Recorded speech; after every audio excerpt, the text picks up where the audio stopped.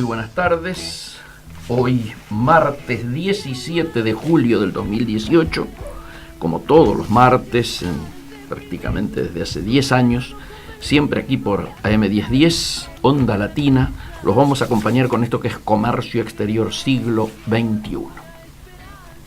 Tenemos un programa cargadito en el marco de una situación también cargada, por así calificarla, tanto nacional como internacionalmente. Yo creo que internacionalmente no se ha tomado, por lo menos en algunos medios locales, la dimensión precisamente de lo que se está viviendo. Alguien podría decir nada nuevo y cada vez peor, pero objetivamente la gira que está concluyendo, está llegando en estos momentos el presidente Trump a los Estados Unidos, en medio de un escándalo, ¿no es cierto?, que ha sido su gira por Europa, donde, digámoslo con todas las letras, se ha peleado con sus aliados principales, su aliado histórico, ha humillado a Inglaterra. Ustedes tienen noción de lo que implica el vínculo de Estados Unidos con Inglaterra en términos históricos. Ha humillado a la Unión Europea con todo este tema, ¿no es cierto?, de los presupuestos vinculados a la defensa. Y se ha, diríamos, subordinado a Putin hace horas, todavía no hace un día. Diríamos que, para resumir este momento histórico que vive el mundo, tendríamos claramente que definirlo como que estamos viviendo un acelerado proceso de reestructuración del poder mundial. Y está claro que este poder mundial, uno podría decir que Trump hoy destruye, que Putin está celebrando, ¿no es cierto?, y que Xi Jinping está construyendo. Estos serían como los tres indicadores más fuertes. En este viaje a los Estados Unidos, del presidente de los Estados Unidos, claramente ha sido todo pérdida para los intereses de los Estados Unidos. De hecho, ustedes saben que hay una conmoción que se vive hoy en los Estados Unidos, básicamente en el Partido Republicano, en el que lo llevó al gobierno a Trump, porque, claro, ha ofendido claramente y puesto en ridículo al sistema de informaciones del propio Estados Unidos y también a su parlamento, porque lógicamente lo que ha hecho es creerle a Trump, creerle a Putin, que no intervino en aquellas elecciones, ¿no es cierto?, para favorecer su candidatura frente a la de Hillary Clinton. Y esto ha generado una reacción en toda la prensa y en todos los ámbitos de poder de los Estados Unidos muy fuerte, porque yo diría se pivotea alrededor de una figura que es muy delicada, ¿no es cierto?, que es traición a la patria. Se está estudiando a nivel parlamento y a nivel de las fuerzas, diría, políticas más importantes de Estados Unidos, cuánto de esto puede llegar a encuadrar en esta figura.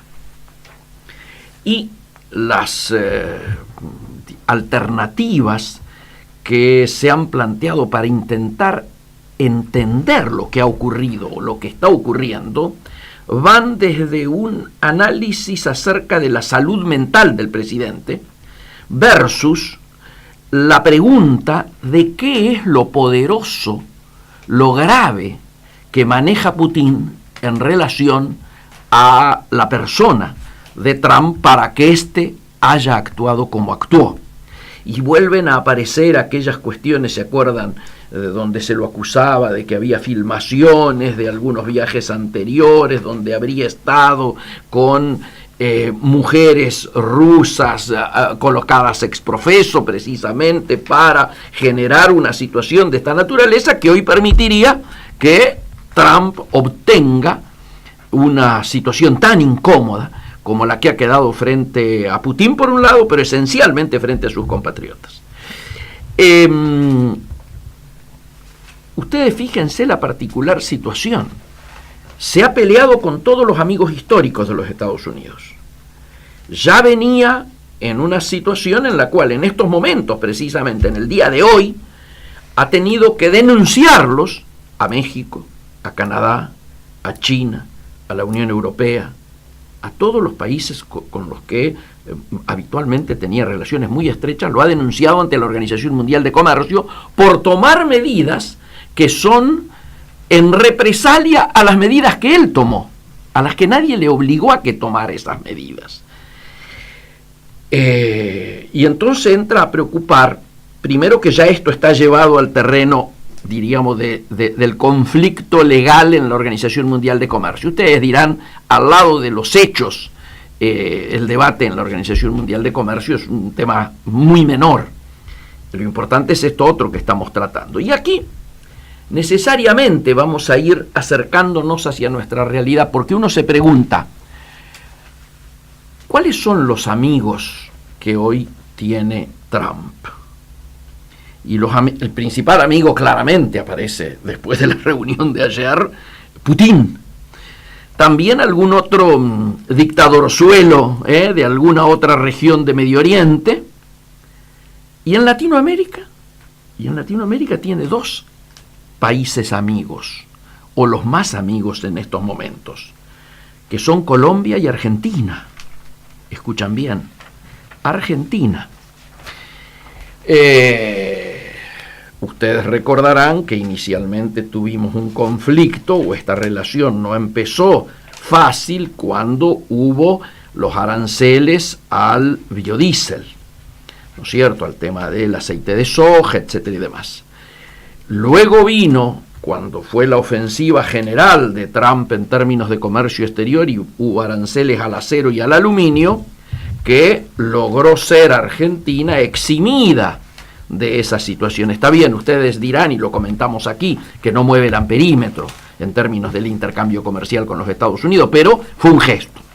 El otro gesto fue el de levantar una restricción que había desde aquella histórica intervención del alicate de Timerman en el avión, ¿no es cierto?, donde aparentemente en esas valijas había secretos de Estado de los Estados Unidos, valga la redundancia, y desde entonces Argentina estaba sancionada en no poder utilizar el régimen de preferencias arancelarias. Trump en este tiempo lo levantó, pero el gesto más importante no es haber venido, haber mandado al vicepresidente en su momento, etcétera y demás. El gesto más importante es el rol que jugó Estados Unidos en el otorgamiento del stand-by del crédito monetario internacional, del Fondo Monetario Internacional. Esta es la jugada en términos de efectividades conducentes más importante. Y entonces aquí bajamos un poco más y digamos que en muchos lugares de los Estados Unidos, pero también del Fondo Monetario, no resulta cómodo a esta altura este nivel de amistad entre el presidente Macri y el presidente Trump. Es decir, el mundo en general está teniendo una mirada crítica. Después de esta gira ni hablemos. La mirada es espantada que hay en relación a las características del presidente de los Estados Unidos. Entonces, no es un elemento para vanagloriarse el hecho de el vínculo entre ambos presidentes. Me refiero a Macri y a Trump. ¿Por qué? Porque el resto de la nomenclatura, llamémosle así, o la estructura del Fondo Monetario, y también la de los sectores de los Estados Unidos que influyen en el Fondo Monetario, es diferente. y miran críticamente al presidente Trump. Entonces uno no puede hacer una lectura inocente de lo que ha ocurrido el día viernes, cuando se conoce el trabajito que armó el staff principal interno del Fondo Monetario en relación a lo que puede esperarse de la evolución de las negociaciones entre Argentina y el fondo para el otorgamiento del stand-by de 50.000 millones de dólares por 3 años. Lo que ha aparecido es francamente preocupante. Este trabajo se para y no abre juicio de valor sobre grados de probabilidad de que un escenario u otro se cumpla, pero explica 2 escenarios posibles en relación a la evolución de la situación argentina. Uno, que es el denominado base, y el otro, que es el denominado, llamémosle, de preocupación o de mirada más negativa. Los dos, digámoslo también con todas las letras, los dos son más gravosos en números que los números que se manejan oficialmente. Quiero decir, ustedes saben que el gobierno dice que este año va a haber un crecimiento que va a superar el 1 en términos de PBI, y que para el año que viene, como lo han puesto por escrito en el proyecto de presupuesto enviado al Parlamento, plantean un crecimiento de 2 puntos. Quienes miramos esto con algún criterio un poco más crítico, sabemos que ambos números son casi imposibles de alcanzar, y que los pronósticos nos están diciendo que esos números van a ser inferiores.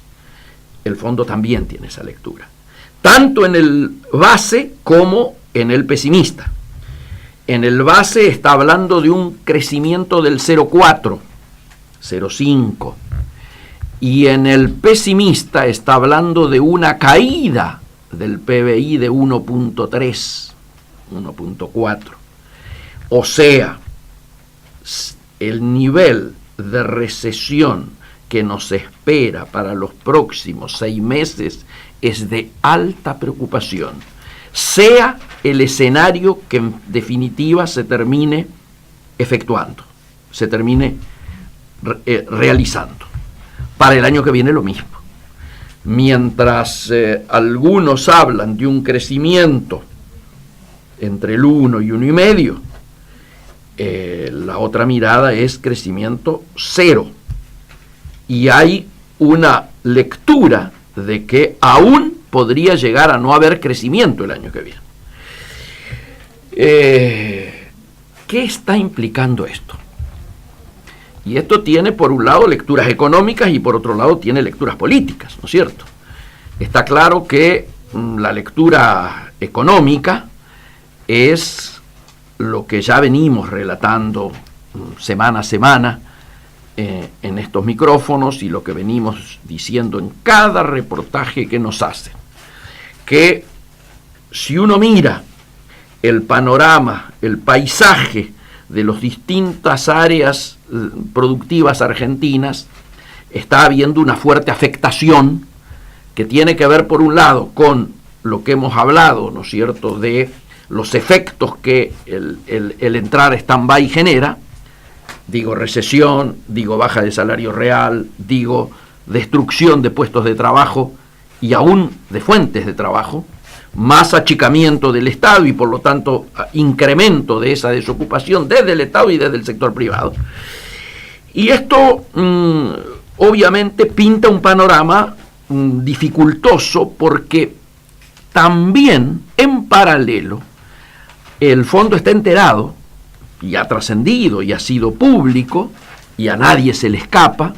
Lo ha hecho con a lo mejor el mayor énfasis un economista muy mediático como es Spert, que yo creo que exagera en la cifra necesaria, pero si no es esa, está más cerca de esa que de la no necesidad, que está hablando de que es con lo que siempre nosotros venimos diciendo, con el fondo no alcanza. Él dice, no solo no alcanza, se necesita casi 50.000 más.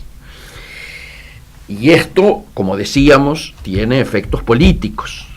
El primer efecto político que hay es un impacto dentro de la propia alianza de gobierno. Yo diría, del propio partido de gobierno.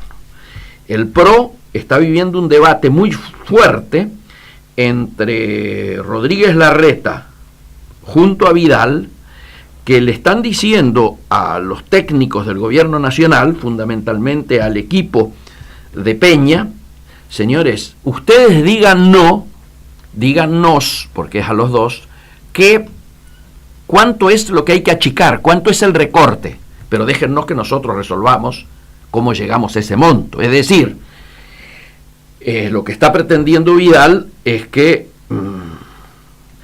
la provincia no caiga en situación de inviabilidad. Una cosa es decir, te mando las empresas, AISA por ejemplo, y otra cosa es decir, y me hago cargo, y otra cosa es decir, además de AISA te corto los subsidios al transporte, por ejemplo. Yo creo que la provincia va a intentar frenar algunas obras, lógicamente, o desplazarlas en el tiempo, pero va a intentar que todo lo que es la política de subsidios pueda irla manejando, yo diría, en un soft landing, es decir, un aterrizaje lento y no de cirugía brusca. Este tironeo se refleja claramente en el vínculo que hay hoy, insisto, entre los dos pilares electorales más importantes del partido de gobierno, Ciudad de Buenos Aires y Provincia de Buenos Aires, y la propia administración nacional. Pero también, como no puede escapar a todos los que siguen la actualidad, también hay grandes conflictos con los socios del partido de gobierno, fundamentalmente con la Unión Cívica Radical. Y es la primera vez, y tengo información directa, que en la cena que trascendió con esa foto donde estaban toda la dirigencia radical con el presidente de la Nación, hubo un debate muy grande alrededor de las retenciones, donde por primera vez el radicalismo lleva dos posiciones. Una posición definida por Cornejo y Morales, diciendo que hay que detener el descenso, ¿no es cierto?, la reducción de las retenciones, y otra de la gente de Santa Fe y de Rosas, diciendo que hay que cumplir con la palabra presidencial. Ustedes imaginan que claramente hay un tema de intereses, mientras tanto Mendoza como Jujuy no tienen soja, Santa Fe y el Chaco tienen soja. Pero además, lo que está intentando Morales es decir que el achicamiento no venga tanto de lo que no vamos a poder hacer, las obras que no vamos a poder hacer, los sueldos que a lo mejor no podemos pagar, sino que provengan del campo, en esta mirada que hay de que todos debieran aportar algo. Por lo tanto, estamos hablando de conflictos dentro del partido de gobierno, conflictos con los socios de Cambiemos, y ustedes habrán leído no solo las declaraciones de Morales, sino las del presidente del Comité Capital en el día de ayer, que están reflejadas en La Nación, donde adopta una actitud muy contundente en relación a una mirada crítica sobre lo que está ocurriendo en la economía nacional. Y una mirada también crítica del manejo que hay en relación al FMI. Esperemos en la próxima media hora poder tener una charla en directa con él. Sigo. En este marco, que está ocurriendo, yo diría, hasta de inédito, y acá también hay que abrir algunos signos de pregunta. Por primera vez, la CGT y algún sector de la CTA se han comunicado de manera directa con el fondo, y como está viniendo Lagarde hacia fin de semana, han pedido una audiencia con ella, ya han tenido una comunicación vía Skype con el economista jefe de América Latina, que es quien monitorea el tema del stand-by argentino. Y en el día de hoy, yo diría, en una actitud que conviene analizarla en su también justa dimensión, hay una carta firmada por, dicen, más de 400 intelectuales, políticos, economistas, gremialistas, opositores, directamente dirigida al fondo. Tenemos el original, me la mandó la gente del fondo, nuestros amigos Patricio Castro, ¿no es cierto?, me mandó el texto completo, que empieza con el artículo de la Constitución Nacional que establece que los endeudamientos deben pasar por el Congreso. Y la carta es muy contundente. Yo tengo que decir que a lo mejor por los años, esa carta me recordó cuando en tiempos finales, el último gobierno de Alfonsín, la situación estaba muy, muy delicada y Menem ya había ganado las elecciones. Ustedes recordarán que Cavallo hizo una gira por los Estados Unidos hablando explícitamente, con una mirada, yo diría, muy crítica y petardista, que terminó originando que Raúl Alfonsín, en una actitud de mucha responsabilidad para evitar males mayores, adelantara el proceso de entrega y de recambio presidencial. Esta carta que se ha preparado tiene un tufillo bastante parecido, es decir, se está marcando explícitamente que el país no está unido en relación a esta negociación. Claro, alguien podría decir que la gran mayoría de los sectores políticos no están de acuerdo con haber ido al fondo. Y entonces, claro, esto debe ser también mirado con algún nivel de equilibrio. Pero lo concreto es que es una situación de altísima dificultad y que hay que seguir con muchísima atención. El día de hoy, martes, seguramente la próxima semana lo analizaremos, es una suerte de supermartes, como algunos de los anteriores cuando estaba en debate el tema de las LEVACs. Esta vez lo han salvado con el bote. Por eso yo tenía un hashtag hoy que era hoy martes todos a los botes, porque precisamente hacía juego con el nombre del bono con el que se produce ese reemplazo de las LEVAC por bonos que no son del Banco Central, sino que son del Tesoro. Vamos a estar atentos con eso y el próximo martes vamos a monitorear alrededor, no solo de esa situación, de cómo ha evolucionado todo lo que relatamos hoy, sino también de el índice de inflación, que todo indicaría va a ser el más alto desde el nuevo INDEC. Y también es un elemento para preocupar. Hacemos una cortina musical y vamos en búsqueda de nuestra primera comunicación de la tarde de hoy. Otra vez que tú me dices que sí, una vez que yo te digo por fin, estás fresca, radiante en todo espectáculo, tan bella, creciente, altiva, elegante. Quiero decir que no me voy a ir, ya estoy aquí, solo quiero subir este ingenio brillante, lámpara mediante, esta flor de atorrante, un contour sin maleante. No sabes de un no, no hay luz que no concuerde, tan cerca los dos, los dioses resplandecen. Hoy es el día perfecto, nos quitamos lo puesto, golondrinas en pleno cortejo hechicero.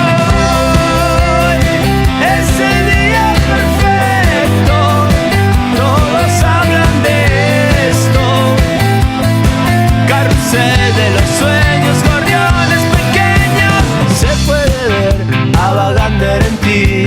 Dicen que está Frank Sinatra en mí, estás toda divina subiendo la cuesta. fiesta, todo excitante, damasco crocante. Quiero decir que no voy a partir. Amigos, y si todo estuviera bien, estaría escuchándonos el presidente de la Unión Cívica Radical de la Capital Federal, Guillermo de Maya. ¿Es así, Guillermo? Hola. No, se nos ha cortado. Vamos a intentar nuevamente el contacto.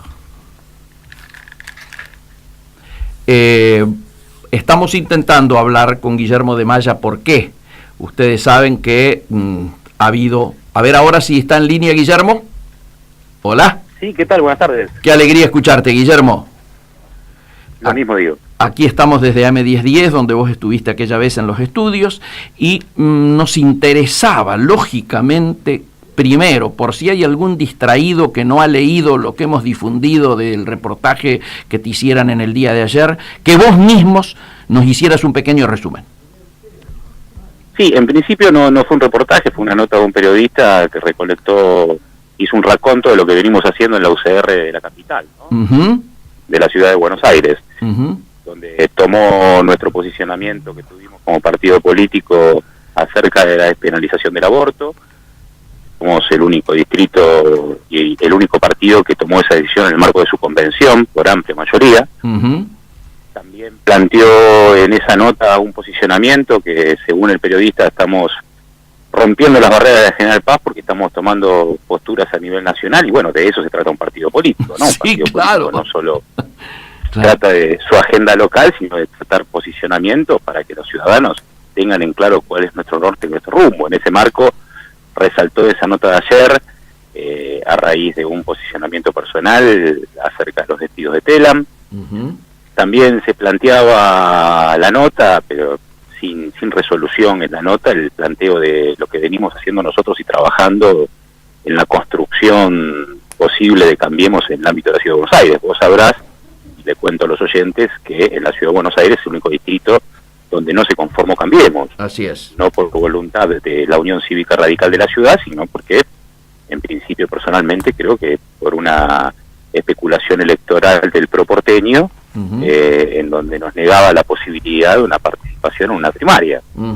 Cuestión que no es caprichosa, tampoco es una cuestión donde nosotros a priori supongamos que vamos a ganar, no nos manejamos con focus group de encuestas, sino simplemente para que en un ámbito republicano podamos plantear de cara a la ciudadanía cuáles son las distintas alternativas, cuáles son las distintas propuestas, y puedan ordenar una lista de un Cambiemos mejor. Correcto. En definitiva, lo que nosotros estamos trabajando es por presentar una alternativa superadora a las que se están presentando desde el 2003 hasta la fecha de la República.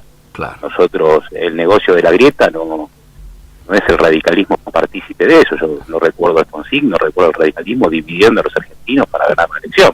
Muy bueno. Nosotros queremos terminar con esto de allá están los malos, hay que votarnos a nosotros porque son peores. Entonces, en la vida cotidiana, ¿no? A los argentinos, yo creo que es el primer flagelo que tenemos que atacar para resolver los problemas del mundo. Sí, sí. En el marco de eso está escrita esa nota que publicaron ayer en La Nación. Correcto.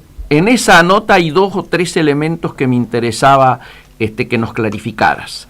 El primer elemento, el primero que habla como de diferenciación es hay una iniciativa, ¿no es cierto?, por parte del oficialismo de la ciudad de armar una universidad en términos de profesores y docentes. Y así es. Contanos un poco la mirada que la Unión Cívica Radical de la capital tiene al respecto y las diferencias. Mira, nosotros creemos que hay un déficit importantísimo en la ciudad de Buenos Aires y en todo el territorio acerca de la calidad de la educación pública. No estoy hablando de las fachadas de los colegios, ni estoy hablando de si están pintados o no. Correcto. Estoy hablando acerca de la formación de la calidad de los alumnos y los niños. Un dato importantísimo es que la mayoría de los porteños están haciendo un esfuerzo enorme ya desde hace varias décadas por llevar a sus hijos a colegios privados, aunque sean con cuotas mínimas, colegios subsidiados, y eso se debe, no como siempre se dice, a los paros, también se debe a una baja calidad en la formación, y eso lo detecta. Lo mismo sucede en la salud. Son cosas que, a mi juicio, son indelegables del Estado. El Estado debe brindar una calidad de educación, una educación de calidad, salud de calidad, debe brindar seguridad y trabajo, es un Estado mínimo. Yo recuerdo en los 80 que debatíamos con el liberalismo, con el neoliberalismo, nos decía que había que tener un Estado de estas características, nosotros inclusive lo queríamos más amplio. Así es. Y hoy estamos tratando de plantear un Estado que brinde seguridad, educación, justicia y salud. En ese marco, fíjate que también se vincula con la economía. Las familias absorben costos que tendrían que ser, de eso se jacta nuestra República, de Sarmiento para acá, debería ser gratuito. Nosotros luchamos por una educación gratuita. La gratuidad implica calidad. Sin duda. Y en el marco de eso, el gobierno de la Ciudad de Buenos Aires, el PRO de la Ciudad de Buenos Aires, junto también con la coalición cívica, han planteado un proyecto que en términos de títulos, como nos tienen acostumbrados, parece bueno. Sí, marketinero. Es armar una universidad para formar a los docentes. Nosotros no estamos en contra de darle jerarquía universitaria a la formación docente, pero creemos que se ha bajado en un mal proyecto, básicamente por dos motivos. Uno, que no se ha consultado con toda la comunidad educativa, el primero, y el segundo, porque desatiende o no da cuenta de todo el proceso que vienen teniendo los profesorados y la formación, que no solo tiene que atender a la cuestión primaria, sino a la educación media también, por supuesto. En el marco de esto hay una fuerte campaña, hay un desprestigio fuerte de los docentes, también me parece que parte del producto de cómo se ha deteriorado la cultura argentina. Entonces me parecería estigmatizarse a que hasta los propios docentes tienen falta de ortografía. Vemos en las redes sociales cuando aparece un boletín con una felicitación de un director con un error ortográfico, ¿no? Yo creo que eso no es la generalidad, no creo que sean todos los docentes así. Obvio. Creo que también falta calidad en los colegios privados, y nosotros lo que le proponemos al PRO de la Ciudad de Buenos Aires y a toda la ciudadanía es discutir una ley de educación en la Ciudad de Buenos Aires. Claro. Que incluya inclusive que el Estado brinde educación desde los 4 años, que esa fue una promesa primígena del actual senador Esteban Bullrich cuando era Tenés razón. En la Ciudad de Buenos Aires. Tenés razón, sí. No estamos haciendo cosas diferentes, lo queremos poner en un formato que no tenga que ver solamente para poder publicarlo en un afiche y que sea un tema de agenda de campaña electoral. Corramos lo de electoral, debatamos con todos los sectores, busquemos la mejor opción para la formación docente, porque en definitiva ahí está el meollo de la cuestión, creo que el problema de los argentinos, que es la calidad de la educación y cómo nos formamos. Hoy la educación, entenderás vos, que no es una cuestión escolástica como hace 50, 60 o 70 años. Hoy el pensamiento lateral debe ser incentivado en los alumnos, y no porque un chico no haga la suma como le indica el maestro, no sepa sumar. Claro. Me parece muy importante entrar en ese debate, que tengan pensamiento crítico, que eso implica creatividad. Nosotros debemos generar ciudadanos que estén en condiciones de crear cosas nuevas, de inventar. Si eso no lo hacemos, seguiremos oscilando en el péndulo que lamentablemente nos hunde en la historia argentina. Te hago una pregunta, Guillermo, vinculado a las posibilidades de que esto salga o no salga. ¿Todos los demás sectores han tomado ya posición en relación a este proyecto o todavía hay alternativas como para encontrar un punto común de acuerdo? No, alternativas todavía no hay planteadas. Vuelvo a insistir, el partido de gobierno de la Ciudad de Buenos Aires presentó un proyecto en donde esté dispuesto a hacer algunas modificaciones, pero la verdad que, vuelvo a repetirte, no creo que sea una cuestión de discutir solo un proyecto de una universidad para la formación de los docentes, sino que tenemos que ver y tener una ley de educación en la Ciudad de Buenos Aires que garantice también lo presupuestario. Te pongo por ejemplo, sin duda. En el año 2007 el presupuesto era del 24%, hoy estamos en el 17%. La inversión presupuestaria en la educación es parte de esa cantidad que yo te hablaba. Por supuesto, esto tiene que ver con un buen salario para los docentes, que puedan dedicar su vida a formar a ciudadanos, y que no lo tomen como una carga que inclusive no pueden llegar ni a la canasta básica, ¿no? Pero va por andariveles. A veces parece que lo quieren plantear mucho, que son separados, pero van unidos. Sin duda. Los mejores docentes para mejorar los mejores, para generar los mejores estudiantes, ¿no? Está claro.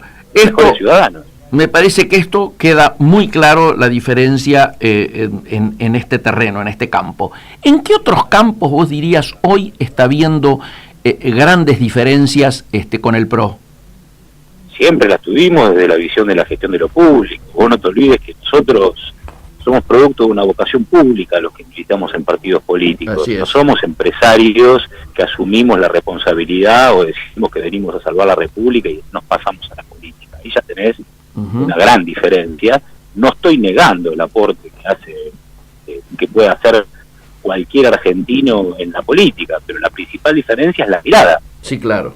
Cuando yo te decía que queremos un Cambiemos mejor, que queremos un Cambiemos más humano, que queremos un Cambiemos socialdemócrata, tiene que ver también con la sensibilidad con que cada uno encara las cosas. Si vos te formaste toda tu vida como un CEO o un gerente de una empresa, fuiste exitoso, hiciste tu empresa exitosa, pero en algún momento tuviste algún problema, en una empresa tenés una variable de ajuste, que es la Oficina de Recursos Humanos para echar gente. En un país eso no lo tenés. Muy bueno, muy bien, muy bien.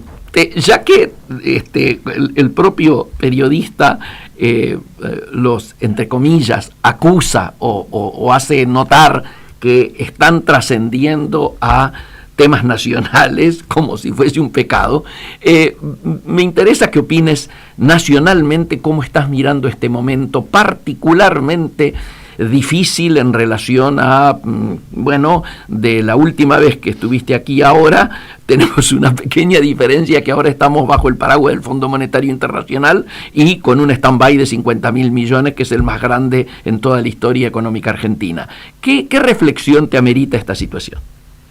Mira, lo veo con profunda preocupación, como lo ve cualquier ciudadano, que lo ves reflejado desde que vas a un supermercado o abastecerte para alimentarte, hasta el futuro de la economía de nuestro país. Yo te planteo un ejemplo.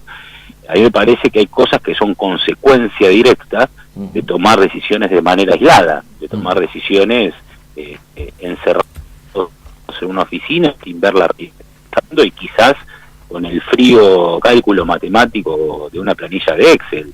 El ejemplo que te voy a poner es nuestro diputado perteneciente a Evolución, Martín Lustó, Carla Carrizo, Teresita Villavicencio, pero los diputados básicamente de la Ciudad de Buenos Aires, al momento de discutir el aumento tarifario, recordá en ese momento, nosotros hemos planteado, Martín Lustó planteó una alternativa para que no tenga este impacto que hoy está teniendo el aumento de tarifas, a tal punto que yo creo que si no hubieran estado tan encerrados en la toma de decisiones, que a veces eso tiene algún rasgo de soberbia o pensar que hay un todopoderoso, ¿cuántos errores no forzados le hubiéramos evitado si hubieran tomado ese proyecto, por ejemplo, como alternativa? Quizás no tendrían que haber echado un ministro un fin de semana y tampoco quizás tengan que estar leyendo hoy en los diarios que van a atenuar el impacto tarifario, y está bien que lo hagan de cara a fin de año. Lo mismo con la reforma previsional. Hemos planteado un proyecto, no es por la galería que estoy hablando, no son discursos de la política, son acciones concretas que se plantearon en el ámbito legislativo. Y no solamente, no es que se ha tomado, se ha leído y dijeron, mire, me parece que está mal. O sea, directamente se han descartado. Lo saco del ámbito de los diputados de la Ciudad de Buenos Aires, lo pongo en el ámbito del partido. Yo recuerdo la primera impronta de nuestro presidente Cornejo, con el tema tarifario también, que fue a la Casa de Gobierno a plantear un esquema de tarifas planas para que no haya un impacto tarifario fuerte, y salió con la respuesta de que iba a ser en cuotas con intereses, como si compráramos una licuadora. Así que yo, el resumen que te hago es que yo lo veo con mucha preocupación, es una situación delicada, no es la primera vez que la Argentina está en una crisis, pero tenemos la oportunidad, o los gobernantes deben asumir la responsabilidad de ver todas las alternativas y escuchar a todos los sectores. Absolutamente. Yo escucho dos palabras que permanentemente se repiten desde el oficialismo, del cual somos parte como Unión Cívica Radical, ¿no? A nivel nacional, que es diálogo y verdad. El diálogo, yo quiero recordarle a todos que incluye el que piensa diferente. Sin duda. Diálogo entre iguales no es un diálogo, es una conversación de amigos o un monólogo. Eso sin duda. Y la verdad incluye también aceptar lo que dice el otro, no contar una verdad a media.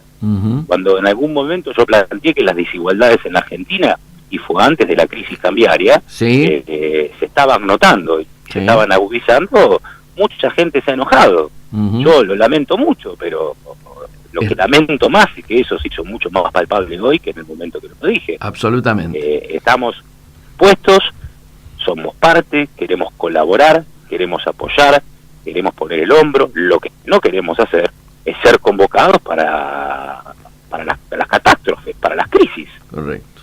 O sea, es mucho más difícil resolver un problema crítico, agarrar a un paciente en estado crítico, que compartir juntos un diagnóstico para ver cuál es el mejor tratamiento. Me parece que ese debería ser el rol de la Unión Cívica Radical. También veo que hay mucha dispersión. Sí. También veo que hay mucha dispersión en la opinión de nuestros dirigentes, ¿no? Que no hay una opinión unificada.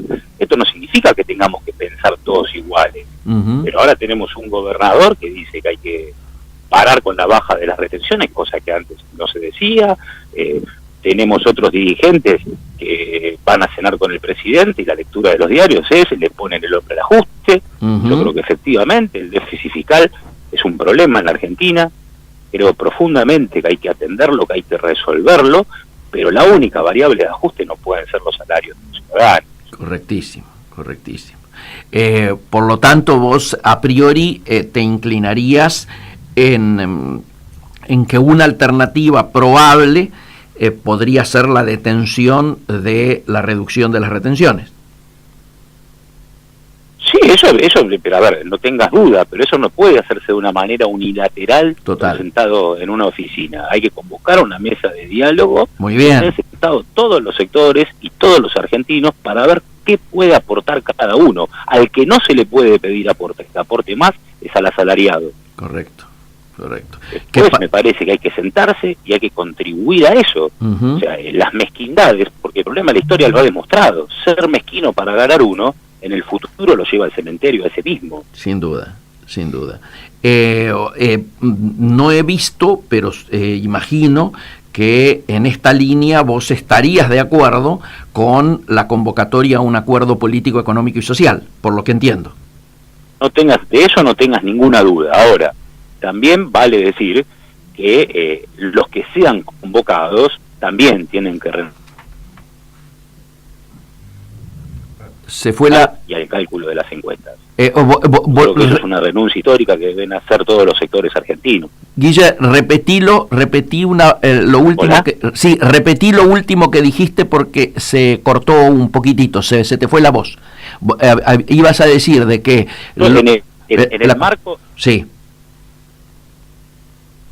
en el marco de la convocatoria a una mesa de diálogo para resolver el problema de los argentinos con todos los sectores, los convocados también tienen que renunciar a la mezquindad del cálculo electoral. Bien.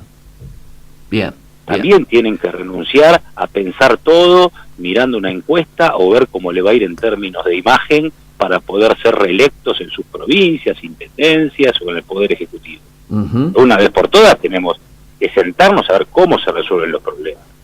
Los problemas no se resuelven con un valiente que da malas noticias o con un optimista que dice algo pasó pero la cosa venía bien. Y mirando hacia adelante, quiero decir, ya está aparentemente el tema de la decisión política por parte precisamente del gobierno de que entremos en un acuerdo de stand-by. Hay alternativas, aparentemente el día viernes, cuando la tengamos a Madame Lagarde aquí en la Argentina, va a juntarse en un hecho bastante inédito, no solo con el gobierno, sino con sectores de la oposición. En el día de la fecha se ha conocido una carta firmada aparentemente por 400 dirigentes de la oposición, planteando prácticamente el que no se firme o que sí se firma. Ellos anuncian que en un futuro, en caso de ser gobierno, reverían lo planteado. ¿Cómo te suena todo esto? Mira, está vinculado a lo que te decía antes de las mezquindades. Yo creo que al momento de sentarse con el FMI, lo que hay que hacer es presentar el plan que tienen todos los argentinos y no el plan de 2 años de un presidente. Y eso no hubo tiempo para discutirlo hasta la semana pasada. Estábamos viendo por los diarios como sectores del mismo el mismo PRO planteaban algunos que había que hablar con los gobernadores peronistas y otros decían que no. Así es. Sí. Es muy compleja esa situación. Yo tampoco voy a cargar las tintas sobre un organismo internacional al cual acudió la Argentina. Sí, por propia voluntad. Por propia voluntad. Yo lo que digo, llegada a esta instancia, tenemos que presentar el mejor plan, la mejor estrategia para todos nosotros, no una especulación de tasas para ver cómo llegamos al momento de una elección. Sin duda. Y la mirada que estás teniendo ahora de cómo está ante esta instancia actuando el radicalismo nacional. Vos ya lo dijiste que notabas una dispersión de opiniones que es pública. Además, hoy tenemos el dirigente... Tenemos perdóname que te interrumpa, pero yo creo que tenemos una gran carta a nuestro favor, que nosotros somos el único partido democrático en la Argentina que tiene en funcionamiento sus instituciones que deben tomar decisiones. Sí, señor. Solo falta convocarlas y tener el debate en esos ámbitos. Yo creo que de esa manera la dispersión se resuelve y nos encontrará con una voz única, por supuesto, que representará las mayorías e incluirá la síntesis de las minorías, para poder ser claros en el mensaje a la ciudadanía. Total acuerdo. Nosotros nos ha tocado gobernar en situaciones difíciles como esta, y no hemos sido a lo largo de la historia todas las veces exitosos. Uno cuando comete errores o cuando tiene experiencias traumáticas aprende. Yo escucharía mucho y con mucha responsabilidad al que le tocó pasar y transitar por una etapa del péndulo de la Argentina de crisis económica, producto del endeudamiento. Muy bien, sí, muy bien. Guillermo, para finalizar, algún aviso parroquial, pasate. ¿Qué está haciendo hoy el Comité Capital en términos de su vida interna, de su vida de desarrollo, de avance, de jerarquización de los distintos frentes, de trabajo, etcétera? Contate unos minutitos antes de que nos llegue el top. Mira, te insisto con lo mismo. Nosotros estamos trabajando en el marco de la despenalización, de lo que hoy se debate en el Congreso, claro, del aborto, no porque seamos gente abortista, no somos gente que dice hay que ir a abortar. En el marco de eso vamos a lanzar una campaña de educación sexual muy fuerte, más allá de que el Estado esté cumpliendo con la norma vigente, nosotros como ciudadanos hacerlo. Estamos trabajando y vamos a convocar dentro en el marco de nuestro partido y en el Comité Capital un plenario abierto convocado a todos los ciudadanos para debatir el tema educativo, lo mismo también para discutir el estado de la salud pública. Vamos a trabajar fuerte de cara al año que viene para poder conseguir que en el famoso salón donde se hizo el juicio de las juntas militares el próximo 24 de marzo podamos tener un museo donde se pueda exponer una cosa inédita en el mundo que se hizo, que fue que una democracia enjuicie a los dictadores que habían puesto a la Argentina en el momento más oscuro. Y también estamos dialogando con el PRO y la coalición cívica para poder establecer un acta de acuerdo, un acta de compromiso para el 2019, poder conformar un espacio republicano, porque nosotros no creemos en el populismo, pero tampoco creemos en la ética del individualismo. Una ética en donde las cosas que cada uno tiene que resolverse como puede. Y si llegamos a buen puerto, que creo que sí, yo creo que esta vez el PRO en la ciudad está dispuesto, estamos, entre comillas, lo digo no porque seamos nosotros producto de eso, pero se está democratizando, está entendiendo el PRO de la ciudad de Buenos Aires que la competencia es algo bueno, y no es un trauma como le pasó cuando tuvieron que competir entre Larreta y Michetti, para que la sociedad pueda elegir y nos ordene, ponga en la agenda cuáles son las prioridades. Nuestra prioridad no está puesta en una campaña y una acción de marketing fabulosa y extraordinaria para que cada ciudadano le llegue algo bueno que hicimos. Las prioridades tienen que estar puestas, por lo menos, en la mayoría de las cosas en las que me atrasó esta conversación. Guillermo, queremos agradecerte muchísimo, felicitarte. lógicamente por la tarea, el rol que está cumpliendo el Comité Capital en este tiempo tan difícil, y la verdad nos parece muy sustantivo que estén poniendo el acento en las cosas que los están poniendo y con la firmeza con la que lo están haciendo. Así que te mando un fuerte abrazo desde aquí y la felicitación, y seguramente te vamos a volver a molestar.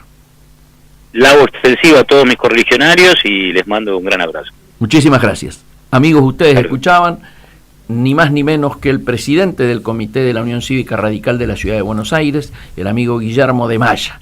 Hacemos una pequeña cortina musical y volvemos para el cierre de esta primera hora.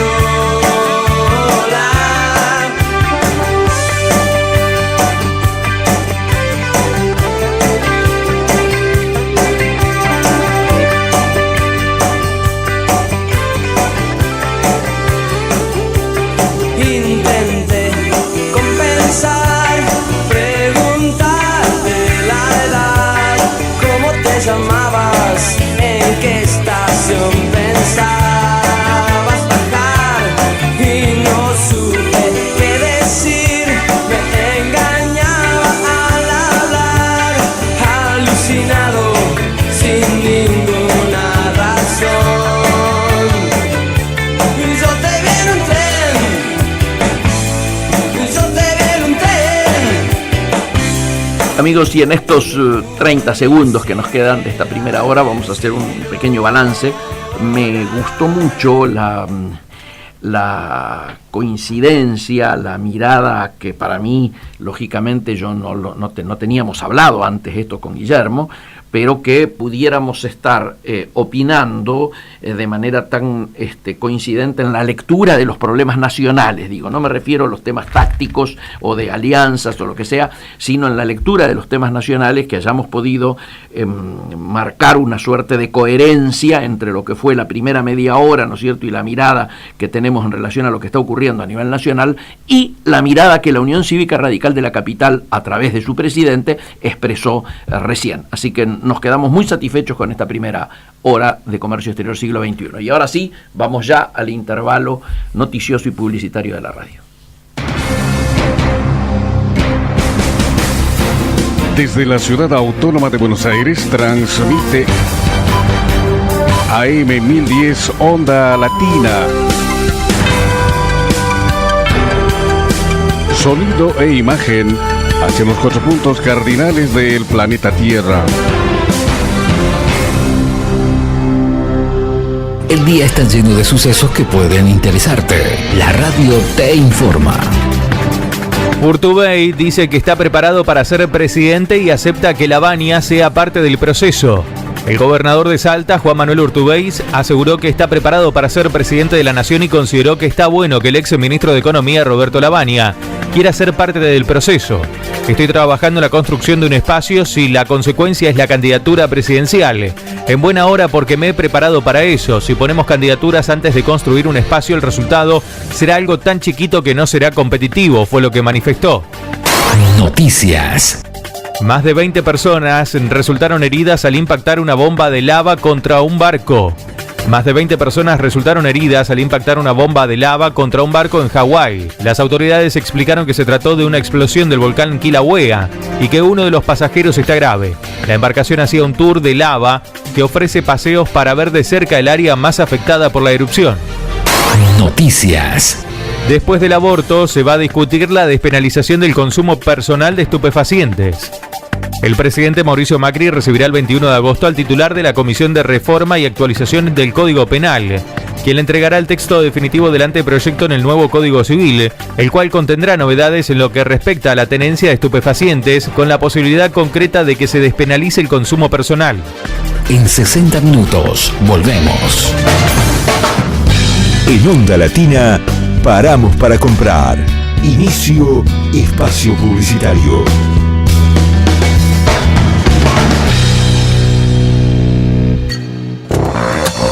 En la ciudad, seguimos sumando cada vez más controles en las calles y ya secuestramos más de 10.000 motos ilegales en el último año. Juntos, seguimos avanzando hacia una ciudad más segura. Buenos Aires Ciudad. Estudio Jurídico Fernández y Pacheco. Honestidad y eficiencia. Especialistas en accidente de tránsito, familia y laboral. Avenida Corrientes, 1296. Quinto piso, oficina 56. Teléfono 4381-0519. 4382-1049. Visítanos en nuestra página web www.am1010ondalatina.com e interactúa con nosotros. ¿Qué es crecer para vos?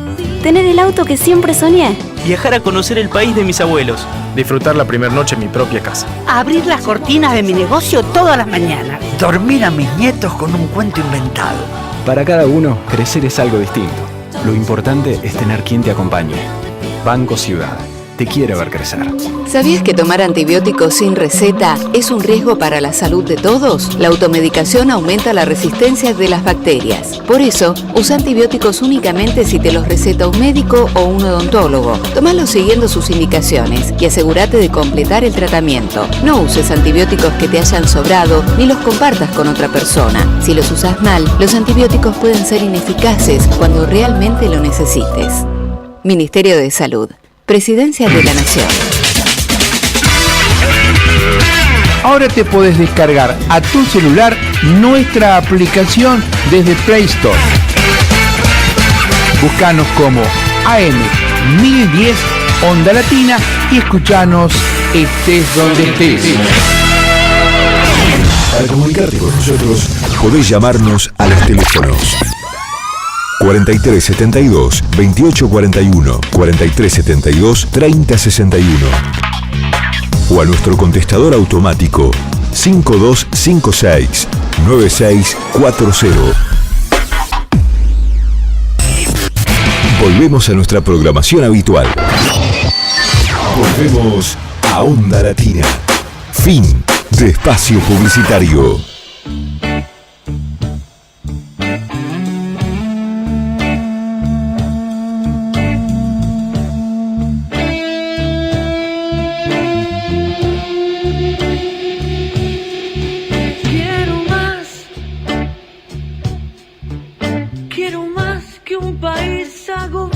Que no puede salir a vivir, que se agarra la cabeza y se asusta y solo piensa en huir, sobrevivir.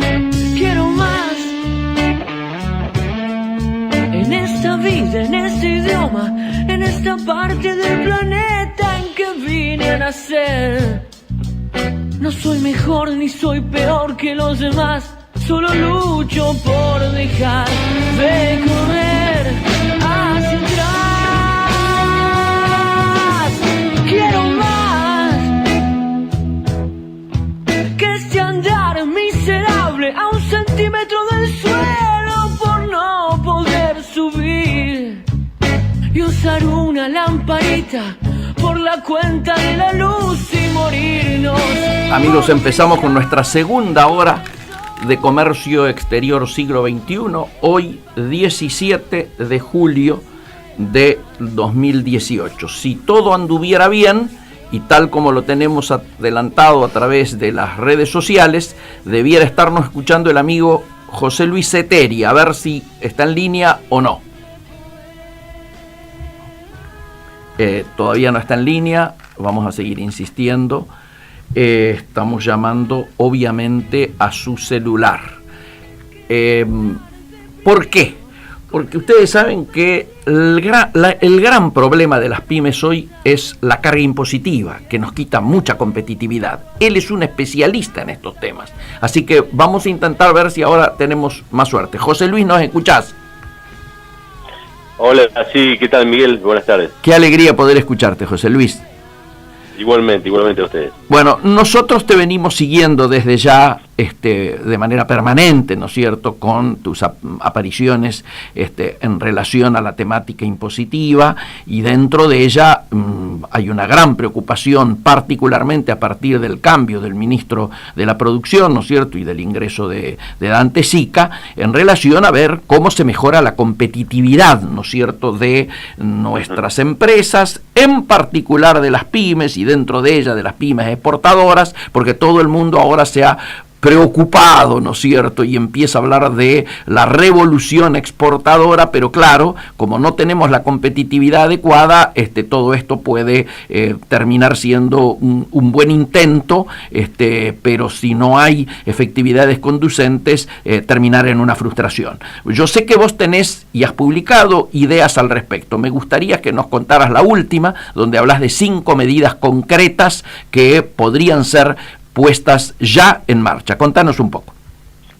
Sí, bueno, en resumen, uno si uno pudiera titular, yo creo que las pymes necesitan una tregua fiscal, digamos. Ya.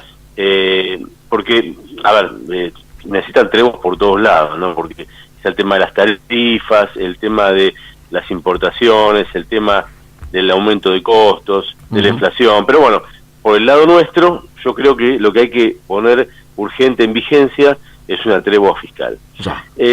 ¿La tregua fiscal en qué consiste? El Estado, vamos a empezar haciendo preguntas, digamos, ¿no? Porque por ahí uno dice, no se puede dejar de cobrar impuestos. ¿El Estado perdería plata con eso? No necesariamente. Simplemente lo que haría es dar un poco de oxígeno a las empresas para que puedan trabajar tranquilas y no bajo la presión tributaria, digamos, ¿no? Que ojo, incluso hay una presión psicológica tributaria. Vos fíjate a lo que llega la cosa, digamos, ¿no? Una pyme hoy en el día, la parte administrativa, además de dedicarse a cubrir el banco, conseguir financiamiento, no sé, todo lo que hace una pyme hoy, que incluso tiene una cantidad de personal administrativo reducida, digamos, ¿no? Porque en general no sobra gente en las empresas chicas. Hoy tiene que dedicarle muchas veces tiempo a contestar requerimientos, atender inspecciones, digamos, que yo no digo que esté mal en épocas en donde, digamos, el país pueda tener la economía caminando tranquila. El Estado no es que tenga que desatender eso, sino que creo que por un año el Estado debería decir, bueno, ustedes trabajen, nosotros no es que vamos a dejar de controlarla, pero después de un año llevaremos a rendir cuentas, digamos, de lo que pasó. Por ejemplo, te doy casos. En la Ciudad de Buenos Aires, si vos vas a la página, hay procedimientos que hace la Ciudad de Buenos Aires de control de ingresos brutos, de todos los impuestos que cobra la ciudad. Pero no son controles que llevan 2 minutos de tiempo, porque la empresa tiene que juntar documentación de 5 años para atrás. Así es. De ingresos brutos, del pago, de la patente, de inmobiliario, del libro de ventas, eso lleva mucho tiempo. Y en general, al que se está controlando, y no digo molestando, porque en realidad se lo está molestando, pero al que está controlando, es a la empresa que está pagando, digamos. Absolutamente. Entonces esa empresa tiene que dedicarle tiempo a inspección, y lógicamente nadie hace las cosas a la perfección. Es muy probable que surja de esto algún reclamo. Y ese reclamo le lleva que tenga que pagar un capital determinado de cualquier cosa, más un interés, y además lo limita en cuanto a poder destinar fuerzas para otra cosa. Correcto. Estabas muy bien y con mucha razón. La empresa tiene que empezar a buscar nuevos mercados. No tiene tiempo. Así es. Día a día de la pyme administrativo. Pero eso, ¿quién lo conoce? No lo conoce la gente que está fue en los escritorios de la, digamos, de la FIP o de la HIP, lo conocemos nosotros que estamos en el día a día. Es como si fuera una sala de guardia tributaria donde contratas a la pyme con problemas de tiempo, no tienen tiempo. Entonces creo que hay que liberarlas un poco de esa cuestión. Esa sería la primera medida. Bien. Sin perdonar impuestos. Obviamente. Y además de dedicar el Estado un tercio de la economía informal, un tercio de la economía nuestra, por ahí no llega, pero está cerca, es informal. Así es. Completamente informal. Hay que poner todas las fuerzas ahí no a la pyme que está registrada. Digamos, ¿cuánto se le puede sacar? Pero además, están habiendo controles del establecimiento, si el piso es adecuado, si los yo no digo, digamos, que no se controla el tema del matafuego, las cuestiones vitales. Que hacen a la seguridad, claro. Eso es básico que hay que hacerlo, digamos, ¿no es cierto? Pero yo conozco casos en donde se les hace cambiar hasta el piso. Sí. Digamos, y eso lleva a que la empresa tenga que entrar en gasto, que hoy no tiene tiempo ni plata que podría destinar a otras cosas. Entonces, esa suerte, esa tregua fiscal, hoy diría que es urgente. Bien. Ese es el primer punto, digamos, ¿no? Muy bien. No sé si vos tenés tiempo que sigamos sí, adelante. Los 4 o 5 puntos. Por favor. Ese es un punto que es muy importante. El segundo punto es el tema del IVA. El IVA no se solucionó para las empresas. Claro. Fíjate que la ley Pymes, en su momento, permitió que las empresas puedan diferir el IVA 90 días, ¿no es cierto? Siempre y cuando sea PYME, se registre, etcétera, etcétera, digamos, ¿no? Eso fue una ayuda. ¿La solución? No. ¿Por qué no es la solución? Porque ya la cadena se hizo y la empresa, la PYME, todos los meses se encuentra con un importe a pagar de IVA que hoy no lo puede pagar muchas veces. Así es. Y ese importe de IVA, al entrar en esa posibilidad de financiarlo, de pagarlo a los 90 días, en esa rueda, digamos, ¿no? Ya ahora no puede financiar más. Entonces, hoy nos encontramos con que la ley PYME ya pasó. Entonces nos encontramos que todos los meses las empresas tienen que desembolsar el IVA y no lo pueden financiar. Absolutamente. El segundo punto que tenés, así es, el segundo punto que tenés es anticipo de ganancias. El otro tema es el anticipo.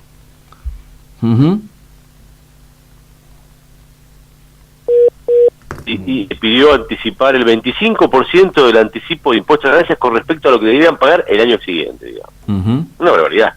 Una barbaridad. Hoy eso tendría que volver a lo que era antes de la crisis, en donde, digamos, lo que había que hacer, crisis porque el gobierno necesitaba recaudar. Hoy no parece que fuera eso, porque la recaudación aumenta todos los meses, digamos, ¿no es cierto? Claro. Entonces, habría que volver a eso, a volver a cobrar, no dejar de cobrar, pero cobrar 11 anticipos, y no el primero del 25% sin financiamiento, que a las empresas les complica mucho, digamos. Sí, claro. Otro tema importante, y para ir, digamos, cerrando el círculo es el tema de las compensaciones. Hay empresas que tienen deudas y créditos simultáneamente frente a la PYME. O sea, puede ser que hay empresas que tengan saldo de IVA, porque compraron, se estoquearon, etcétera, etcétera, pero tengan que pagar cargas sociales.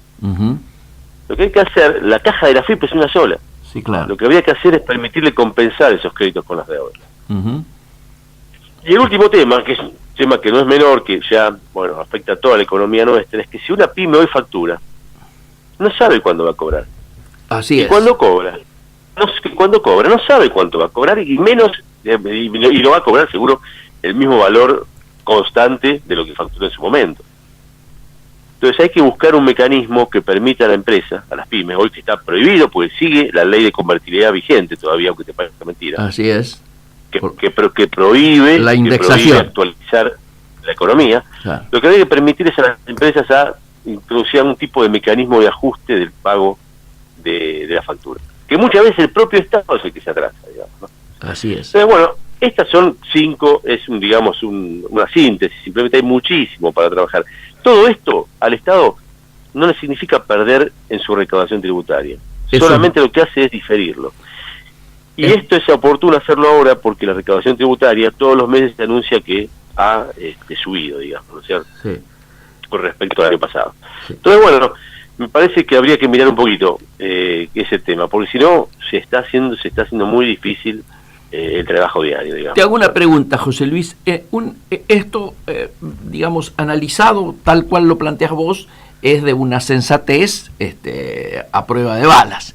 Mi pregunta es, en el marco de estar bajo el paraguas ahora y el control del Fondo Monetario, ¿este tipo de cuestiones son posibles?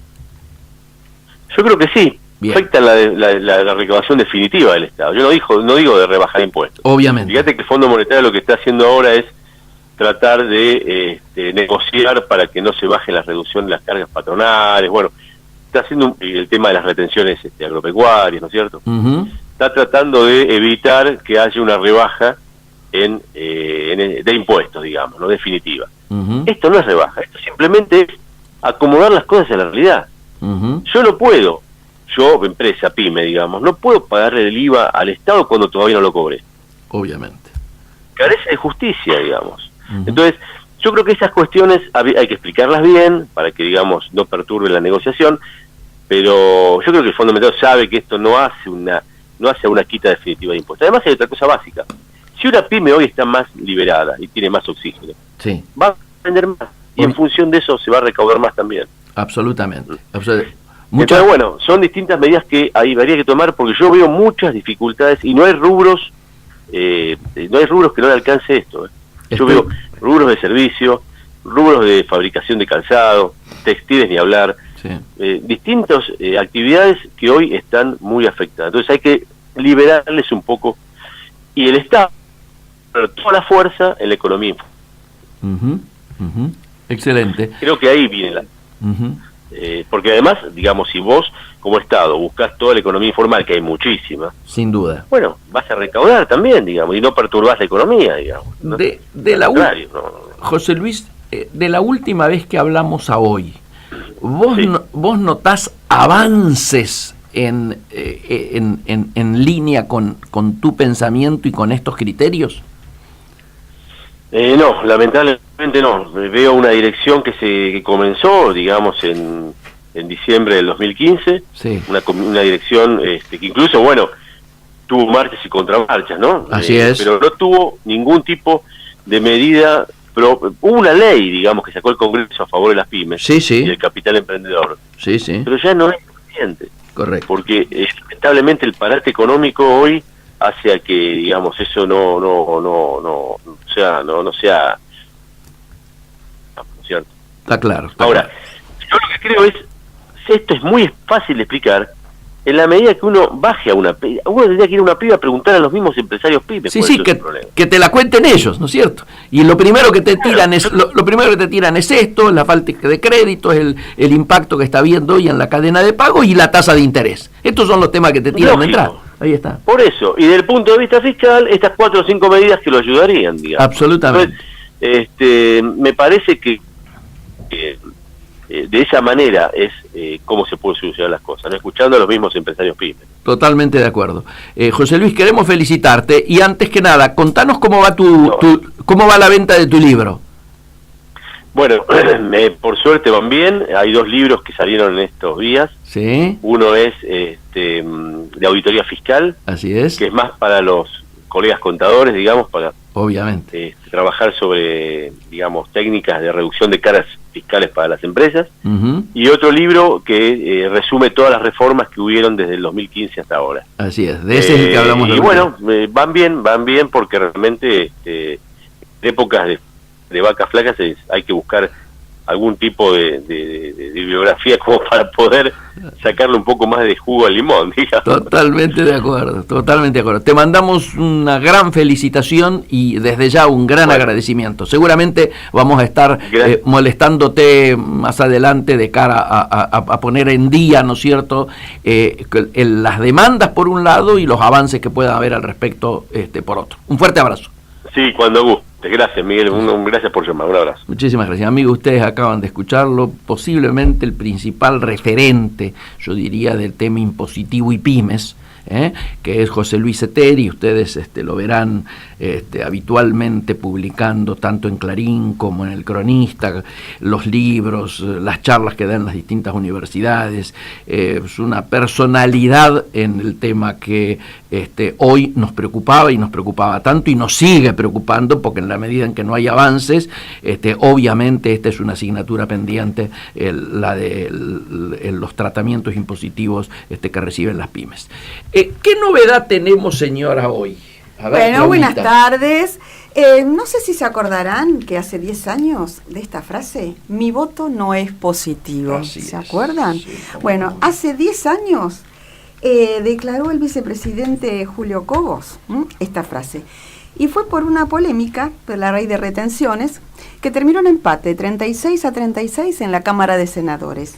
y en calidad de vicepresidente de la Nación y presidente de la Cámara de Senadores, Cobos desempata con su voto negativo.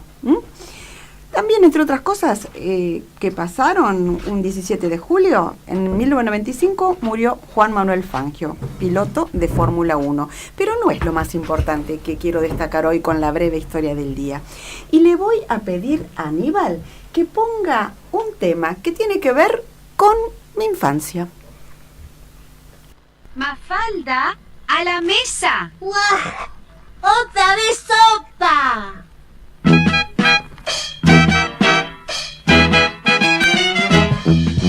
¿Quién fue el inventor de la sopa, mamá? Yo lo odio a rabiar, ¿sabes tú? Otra vez sopa, sopa, a casa no voy si hay sopa otra vez. Madre, no me obligues a faltar, otra vez sopa, sopa. Deja de insistir, te lo pido por favor.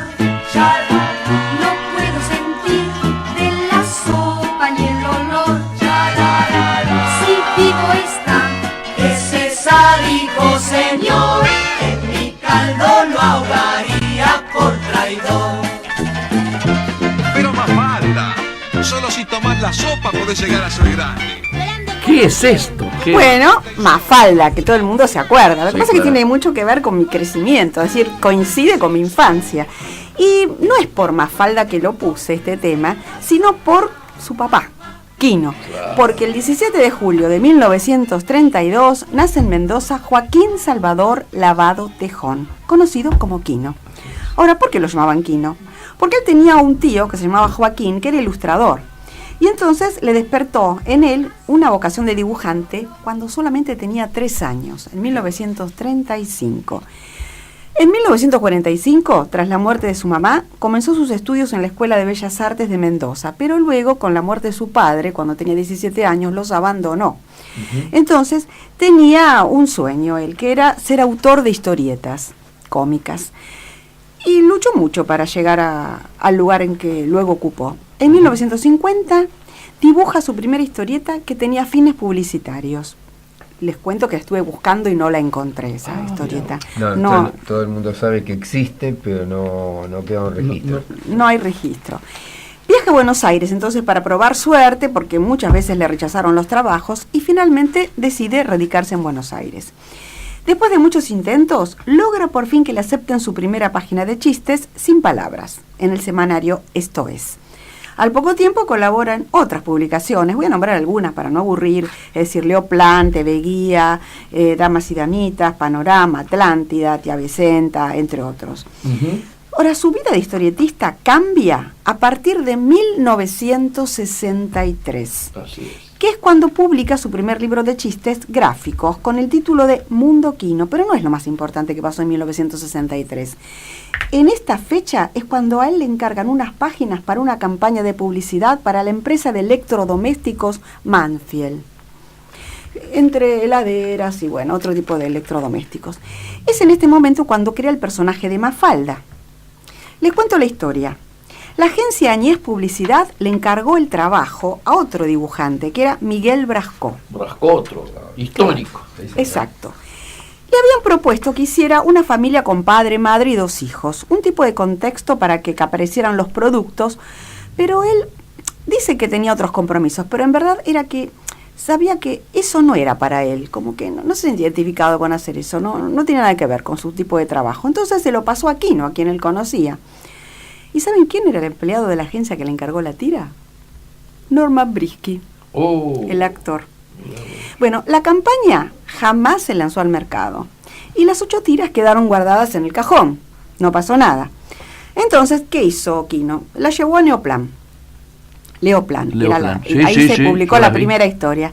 Pero como Julián Delgado, que era secretario de redacción de Primera Plana, que era amigo del Necesitaba una historieta, entonces Quino le entregó la tira.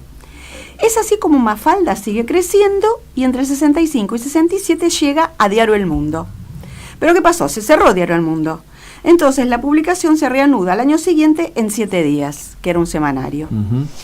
Ya en 1966 había publicado su primer libro que recopilaba las historietas de Mafalda y la edición se agotó en 2 días. Claro. Mafalda recorre el mundo. En 1969 se publica su primer libro europeo, Mafalda la contestataria, con una presentación de Umberto Eco, por eso lo resalto. ¡Qué bueno! En el 70 ya la editorial Lumen comienza a editar los libros de Mafalda y el personaje reconocido en España e Italia. Sin embargo, Quino abandona la tira en 1973 porque decía que estaba agotada y se traslada a Milán, pero allí igual continúa realizando páginas de humor. No obstante, a pesar de él haberse retirado, digamos, UNICEF le pide que ilustre en 1977 la Declaración de los Derechos del Niño. Entonces Mafalda sigue vigente y en 1981 Buenos Aires estrena un largometraje que en verdad es un montaje de cortos hechos para televisión. Y en 1983 aparece Mafalda en campañas publicitarias de odontólogos y también se ilustran programas de nutrición, sanidad y cultura. En 1993, Editorial de la Flor publica la primera edición de toda Mafalda y en 1998 le reeditan su primer libro, que era Mundo Quino. ¿Se acuerdan que lo había sacado en el 63? Quino recibió muchas distinciones y premios. Fue distinguido por la Secretaría de Cultura del Gobierno de la Ciudad de Buenos Aires como maestro de arte. La Universidad de Alcalá de Henares lo nombró catedrático honorífico de humor. Y en 2014 obtuvo el Premio Príncipe de Asturias de Comunicación y Humanidades. ¿Pero por qué Mafalda es un personaje que ha trascendido a través de los años y es amada por tantas generaciones? Porque es irreverente, quizá, reflexiva y contestataria. O por su preocupación por la política mundial, porque sus personajes, Manolito, Felipe, Susanita y Libertad, pueden ser vistos por los lectores como niños reales con padres reales y no como adultos en cuerpos de niño. Así es. También puede ser por su humor ácido, su ironía, su cinismo incluso, ahondando en la miseria y el absurdo de la condición humana, sin límites de clase, por enfrentarse con ironía a la burocracia, a los abusos de autoridad, a las instituciones y por su contenido y crítica social. Mafalda y sus amigos son queridos porque están llenos de ternura y siguen vigentes porque son humanos, con fallas y limitaciones. ¿Saben dónde se encuentra Mafalda hoy? En San Telmo. Muy bien. Tengo foto. Muy bien. Yo también ahí me saqué una foto tomada de Mafalda. Claro. La encontramos en San Telmo, una escultura descansa en un banco de plaza en Chile al 300. En efecto. A pocos metros de la casa en la que vivió Quino, donde hay una placa que dice, aquí vivió Mafalda. Claro. Pero no solamente aquí. También la encontramos en el pasillo que une las estaciones Perú y Catedral, porque Subterráneos de Buenos Aires, hace 10 años, en 2008, solicitó que se realizara un mural con los personajes de la tira. Y en Colegiales hay una plaza que lleva su nombre y que se inauguró en 1995 en un terreno que era baldío y estaba delimitado por las calles Santo Dumont, Concepción Arenal, General Martínez y Conde. Y está cerca del Mercado de las Pulgas para el que quiere ir a ver. El tiempo no afecta a Mafalda, la verdad, ni la era tecnológica. En 2012 llega en formato ebook a la tienda Kindle de Estados Unidos. Ese mismo año llega a las redes sociales bajo el nombre de Mafalda Digital. Entonces tiene cuentas en Twitter, Facebook y Pinterest. Y en la página oficial también tiene una oficial Mafalda que la encontramos en el sitio web oficial de Quino. Y en el 2013 ya es lanzada para iPad. Así es. Es tan importante este personaje que hay 3 famosos escritores que opinan de ella. Les cuento, Julio Cortázar. ¿Qué dijo Cortázar? No tiene importancia lo que yo pienso de Mafalda. Lo importante es lo que Mafalda piensa de mí. ¿Qué dijo Umberto Eco? Puesto que nuestros hijos se preparan para ser, por elección nuestra, una multitud de Mafaldas, no será imprudente tratar a Mafalda con el respeto que merece un personaje real. Y para terminar, ¿qué dijo Gabriel García Márquez? Después de leer a Mafalda, me di cuenta de lo que te aproxima más a la felicidad. Es la quinoterapia. Muy bueno, muy bueno. Te cuento un dato que no obviamente no estará registrado, pero que en los 70... todas las agrupaciones nos hacíamos publicidad a través de volantes, se volanteaba, y entonces era muy habitual que para los que entraban a lo que sería el CBC o el ingreso o los cursos de ingreso, que a veces duraban un año, los volantes de las agrupaciones lo hacíamos con tiras de Mafalda. O sea, bueno. diciendo, por supuesto, lo que nos interesaba a nosotros. Te botaba la franja y era Mafalda con cosas de franja. Era impresionante. Se usaba muchísimo en la política. Te cuento que en la cátedra que yo tuve en el profesorado de la Universidad Tecnológica trabajé con las tiras de Mafalda. Claro. Y hablando de las tiras de Mafalda, así al azar yo escogí algunas. Hay una de 2 cuadritos. Está Mafalda sentadita mirando una radio portátil, parecida a lo que en nuestro tiempo era una espica, y se oye que dice: hizo el Papa un nuevo llamado a la paz. Segundo cuadro, ella mirando a la radio y le dio ocupado, ¿no? Como siempre. Fíjate que sigue teniendo total actualidad. Y después, si te gusta, te tiro algunas más que tienen que ver con el ingenio o con las características de todas son todas buenas. Así que Mafalda siempre vigente. Es tremendo porque me sumo, ¿no? Que vos nombrás que era algo muy de tu infancia, pero también de la mía, nací en el 94, o sea, imagínate que cómo se mantiene en el tiempo, es tremendo. Y también hay un punto de comparación bastante como importante con Los Simpsons, de que hay como un capítulo de Los Simpsons para cada situación de la vida, y también es como que hay una tira de Mafalda o un chiste de Mafalda, quizás no sé si de ahora tanto, pero sí en lo que era la época en que escribía Quino y demás, como que tremendo, infinito material, Mafalda. Pero los jóvenes se siguen riendo con estas cosas. Sí, más vale. Porque, es que por eso se mantiene la vigencia, eso es lo importante, ¿no? Yo quiero comentar una tirita más chiquitita.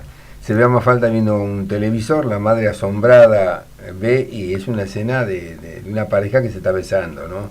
El texto dice chuic chuic, la madre le apaga el televisor y le dice: toma Mafalda, lee Pulgarcito, que para tu edad es mucho mejor, ¿eh? Y ella se pone a leer Pulgarcito, y entonces se ve el primer cuadrito que dice: y en la oscuridad, creyendo dar cuenta de Pulgarcitos y sus hermanos, el ogro mató a sus propias hijas. Segundo cuadrito: esto sí que está bueno, yo creía que para la edad de cualquiera era mucho mejor un besito que un crimen. Un capo. Muy bueno, muy buen recuerdo del día de la fecha.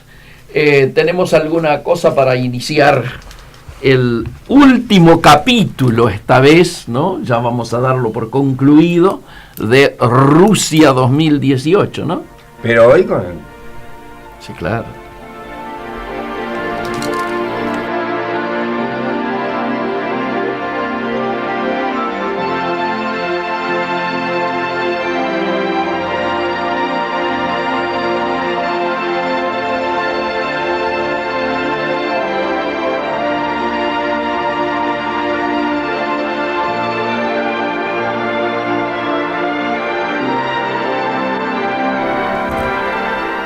Juan Ignacio Ponce. Sí, bueno, Francia finalmente entonces es campeona con mi querido Pogba, figura también del Manchester United, que es lo que más contento me pone es por ese lado, porque Pogba todos estos últimos años atravesó muchísimas críticas de que era increíble lo que había pagado, exagerado lo que había pagado el Manchester, que nunca pudo demostrar esa cifra de 95 millones de euros y demás, y la realidad es que bueno, un gol en una final del mundo, y ahora muy esperanzado para todo lo que viene en lo que le queda de carrera, que todavía es muy joven, lo que le queda en el Manchester por demostrar, ojalá pueda seguir con gran nivel. No, la realidad es que Francia para mí es merecido campeón. Es verdad que quizás no destacó en lo que es el arte del fútbol, en la belleza, en el toque, obviamente no era ni menotista ni guardiolista el estilo de juego, sino que mucho más del lado de Bilardo, por ejemplo, mucha garra, mucha fuerza, pero mucha solvencia en cada una de sus líneas. Eso es lo que es tremendo, porque el arquero, si bien ese error en la final, que ya no movieron el amperímetro, tuvo un grandísimo mundial, es un arquero brillante del Tottenham de Pochettino. Hablo de Hugo Lloris, que fue quien levantó la copa. Después la defensa con dos chicos en los costados, que había mucha duda de qué podían hacer, porque uno es Pavard y el otro es Lucas Hernández, que son dos jugadores que sin tanto renombre llegaron al mundial. Lucas Hernández dijo hoy que el Cholo Simeone le cambió la vida, es el 3 de Atlético de Madrid. Claro. Y aparte lo que es tremendo es que el 4 de Atlético de Madrid, el que juega del otro lado, fue una de las grandes figuras de Croacia, que es Versálico, que es el que importancia del Cholo en la formación de jugadores, ¿no? Godín y José María Jiménez, los dos centrales del Atlético de Madrid, también guiados por el Cholo. José María Jiménez tuvo un mundialazo, por más que haya quedado fuera de Uruguay. También. Y adelante Griezmann, la figura del Atlético de Madrid, campeón del mundo, y Griezmann como gran emblema. Entonces digo, lo del Cholo, no tiene que ganar el mundial del Cholo, pero hay una importancia fuerte en lo que es la formación de jugadores, de grupo y demás.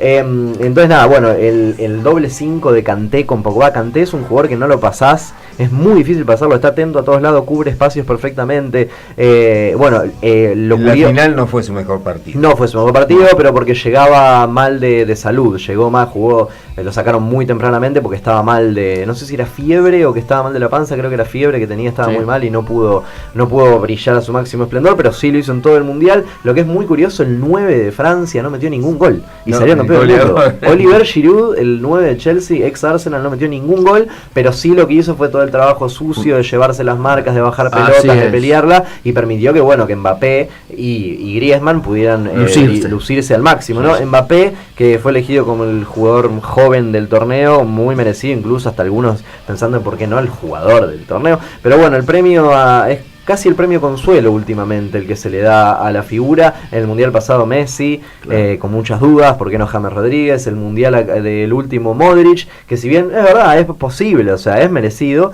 pero bueno, quedaron afuera jugadores como, Mbappé y Hazard, que sobre todo Hazard, el del belga, porque él pensaba que el 10 de Bélgica. Tuvo 3 goles, 2 asistencias en el Mundial, pero sobre todo en 4 partidos fue elegido la figura. En 4, no es menor. Entonces, nada, es como que genera un poco de dudas lo de Modric. De todas formas, es uno de los mejores 5 del mundo, brillante.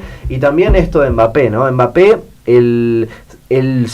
con Pelé, los únicos adolescentes que metieron goles en una final de Mundial. Pelé en el 58 a los 18 años y Mbappé a los 19, ahora no, en Rusia 2018. Increíble, Mbappé tiene un futuro brillante. Hay muchos memes y cosas que se están hablando ahora de yo a los 19 años, Mbappé a los 19 años.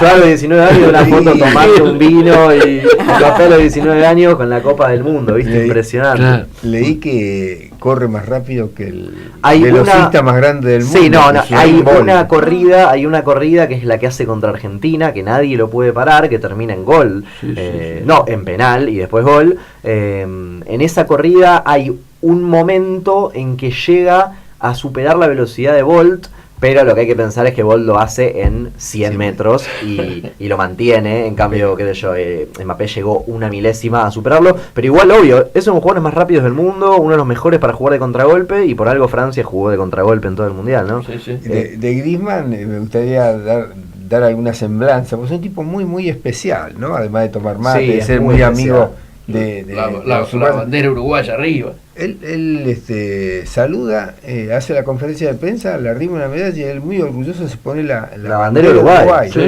Y cuando como Uruguay nomás dice. Y cuando tiene esa falla muslera que él hace el gol, que patea de lejos, se deprime, él no festejó el gol. Sí, totalmente. Pasa que él ya le dicen el uruguayo desde antes de llegar al Atlético de Madrid, que juega con Godín, porque en la Real Sociedad también tenía un compañero uruguayo que le comentaba la jerga el vocabulario, ¿no?, típico de Uruguay, tomaba mate. Entonces él llegó a todos los partidos del mundial con el mate bajo el brazo, llegó a todos así. Griezmann, o sea, hay un par de videos que Griezmann está haciendo chiste con uruguayos y argentinos, lo escuchás hablar y tiene, pero hasta el tonito, el tono medio uruguayo argentino, y también los modismos, claro, las formas de expresarse, las palabras que usa. Sus amigos, es muy amigo de los claro, él es como hermano de Godín prácticamente, compañeros en el Atlético de Madrid, pero también que te digo de su compañero en Real Sociedad.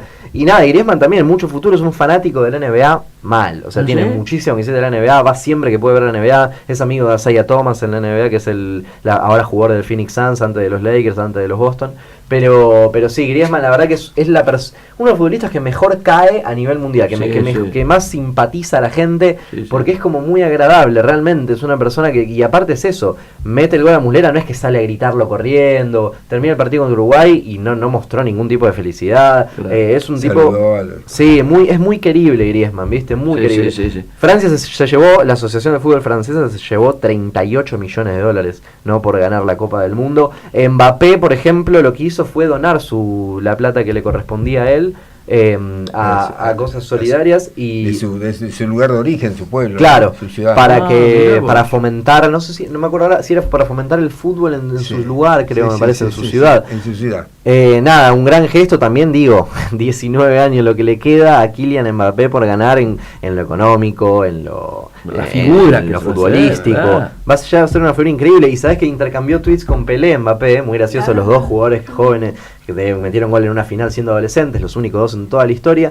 Se intercambiaron tweets muy graciosos porque Pelé tuitea: bueno, si este chico sigue con estos números, con estos récords, me voy a tener que poner los botines de vuelta, dice Mbappé, dice Pelé. Y Mbappé le contesta y le dice: no, quédate tranquilo que el rey siempre va a ser el rey, como siempre vas a ser. Obviamente le tenés que contestar con querible totalmente. Sí, Mbappé no, totalmente. Viste que Maduro dice que el mundial lo ganó África. Sí, claro. Por esto de fíjate vos que del campeón del mundo, solo 4 jugadores no son hijos de padres y madre francesa. Son nacidos en Francia igual, pero es verdad que los orígenes, los padres, Macron muy contento igual, el primero en agarrar la copa, una felicidad brutal. Total.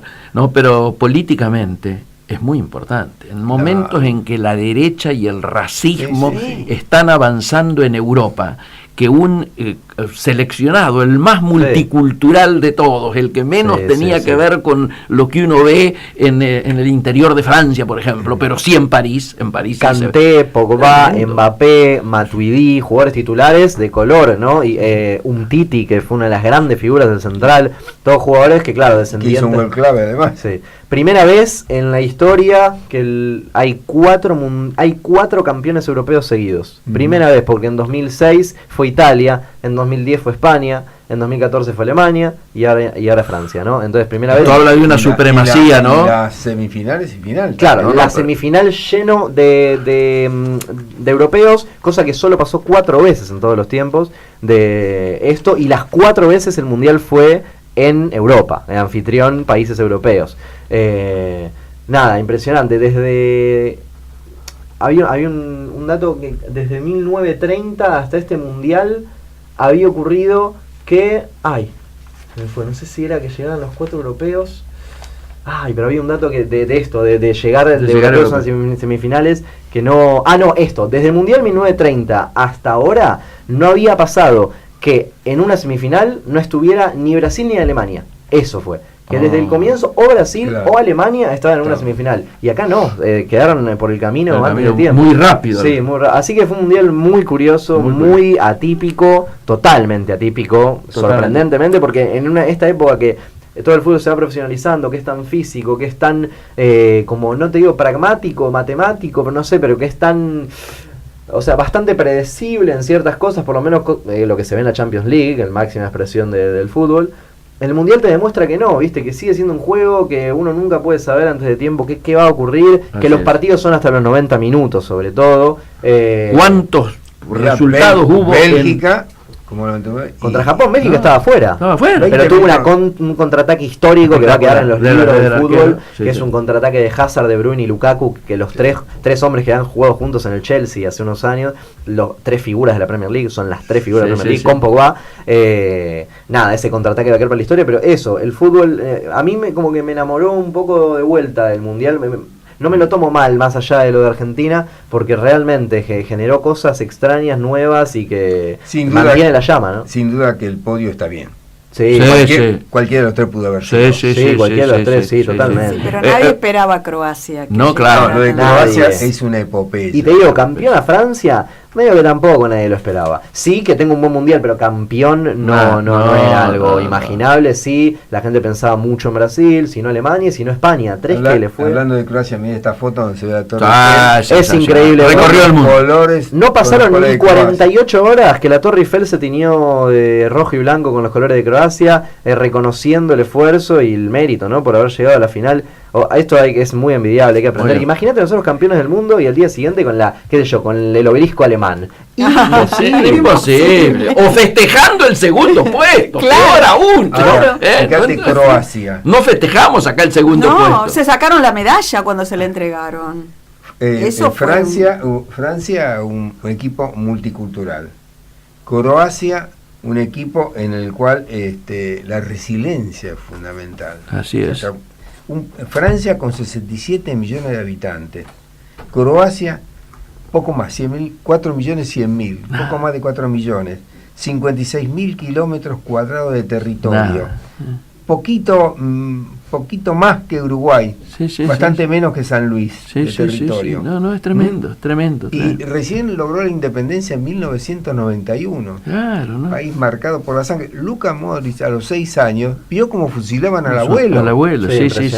También me llegó el dato hoy de que es uno de los países en los que más resabios, que más cositas quedan de sentimientos nazis, que más cantidad de skinheads hay, y que nada, el país donde más vive todavía un poco el tema nazi o neonazi, y eso nada, duro. Si esto es así, confírmenlo ustedes, no sé si sí, okay. es así. Bueno, la guerra de los Balcanes tuvo mucho que ver con eso. Y Iván Rakitic nació en Suiza. Claro. Y jugó siendo juvenil para Suiza, porque los padres tuvieron que exiliar. Ahora, cerrando este mundial, pero no cerrando la temática del mundial, ¿qué pasa con el mundial con Qatar?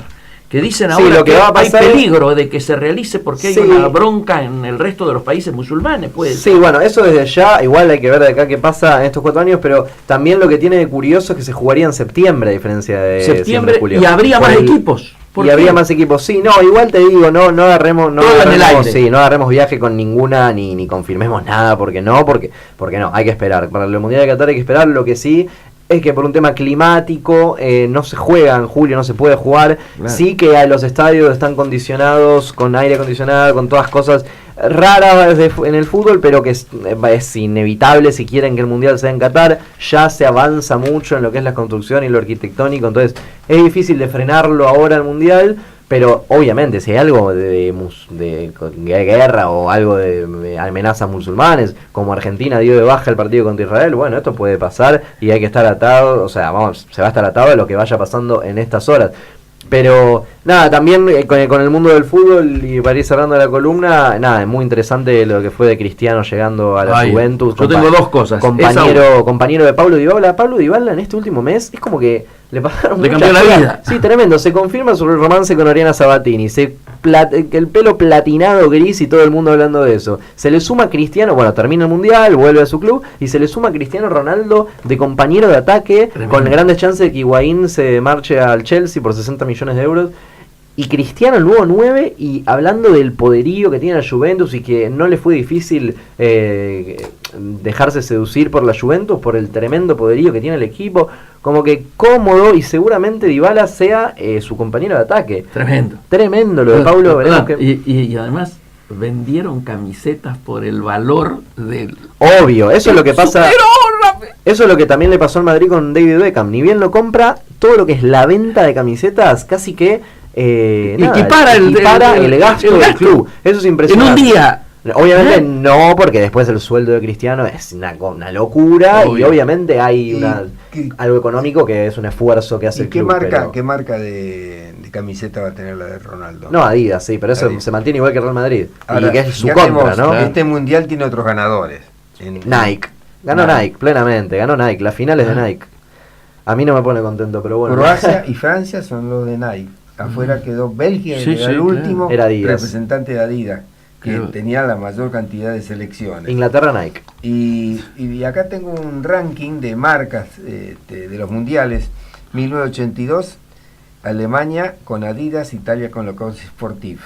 1994, Brasil con Umbro, Italia con Diadora. Ganó Umbro. Francia con Adidas, y ahí empieza en el la 98. marcha de Adidas. A partir de ahí Brasil con Nike. En 2002, 2006, Italia Puma, Francia Adidas. 2014, Puma. Alemania Adidas, Argentina Adidas, y 2018, Francia Nike, Croacia Nike. Claro, como así la mundial, en la final pasada fue Adidas contra Adidas, esta fue Nike. Última pregunta vinculada al mundial, y vinculada a la selección, y vinculada a Argentina. Peckerman lo que lo están buscando es para que reconstruya todo lo que es más global. No creo que para técnicos, sí para ser el manager, sí para manejar las inferiores, que es lo que siempre se destacó, en lo que siempre se destacó él. Es una persona que igual está grande, pero la verdad es que tiene mucha experiencia.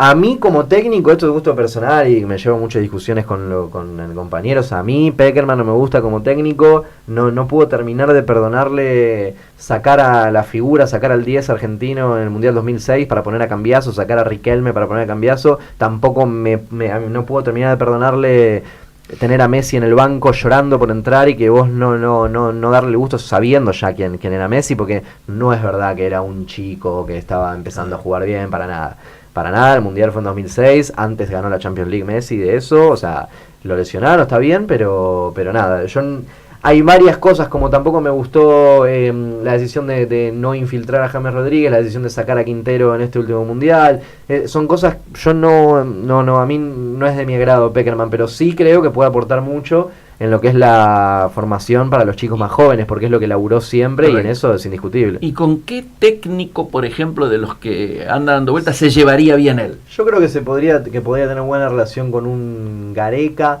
Cambiaso es su compañero, es su socio, fue en Colombia, ahí uno de sus ayudantes. No me sorprendería, pero sería extraño porque sería la primera experiencia. Yo lo que creo es que Argentina necesita un técnico de proyectos, un técnico que se pueda quedar 8 años, vaya como le vaya. Es que necesita un proyecto. Claro. Para empezar. Además, fíjate el fútbol cómo ha cambiado. Yo te cuento que cuando empecé a ver fútbol en las canchas, los equipos se formaban 1, 2, 3, 5. Claro.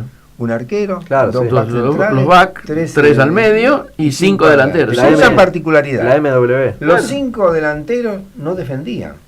Era una vergüenza si un delantero corría a un defensor. Vagos eran. Estaban paraditos esperando que le pasaran la pelota para atacar. Ridículo.